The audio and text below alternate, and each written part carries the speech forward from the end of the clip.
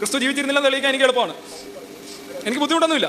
അതേപോലെ തന്നെ ഈ ഹിസ്റ്റോറിസിറ്റി ഓഫ് യേശുവിൻ്റെ കാര്യത്തിൽ തുല്യമായിട്ടുള്ള വളരെ സ്ട്രോങ് ആയിട്ടുള്ള മിത്തസിസ്റ്റ് ഇപ്പോൾ കാരിയർ പോലെയുള്ള ആൾക്കാർ, ഫിറ്റ്സ്ജെറാൾഡ് പോലെയുള്ള ആൾക്കാർ, അവരൊക്കെ പുസ്തകങ്ങൾ വായിച്ചു നോക്കും. അവർ വളരെ ക്ലീൻ ആയിട്ട് പറയുന്നുണ്ട് ഇങ്ങനെ ഒരു സംഭവമില്ല, ഇത് മിത്ത് തന്നെയാണ്.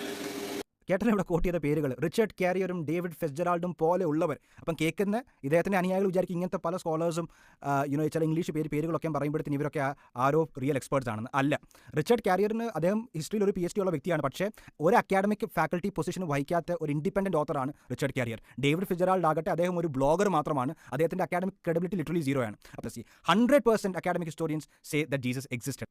ഇന്ന് അക്കാഡമിക് ലോകത്തിൽ പബ്ലിക് യൂണിവേഴ്സിറ്റീസ്, അക്രഡിറ്റഡ് ആയിട്ടുള്ള യൂണിവേഴ്സിറ്റികളിൽ ഫാക്കൽറ്റി പൊസിഷൻ വഹിക്കുന്ന ഒരു ചരിത്രകാരനും, അവർ നിരീശ്വരവാദികളായിക്കൊള്ളട്ടെ ഈശ്വരവാദികളായിക്കൊള്ളട്ടെ എന്തുമായിക്കൊള്ളട്ടെ, എന്തും ഫെയ്ത്ത് ബാക്ക്ഗ്രൗണ്ട് ആയിക്കൊള്ളട്ടെ, ഒരു ചരിത്രകാരനും അംഗീകരിക്കാത്ത വ്യൂ ആണ് യേശു ക്രിസ്തു ചരിത്ര പുരുഷനല്ല എന്നുള്ള വ്യൂ. അതാണ് ഇവിടെ പ്രചരിപ്പിക്കുന്നത്.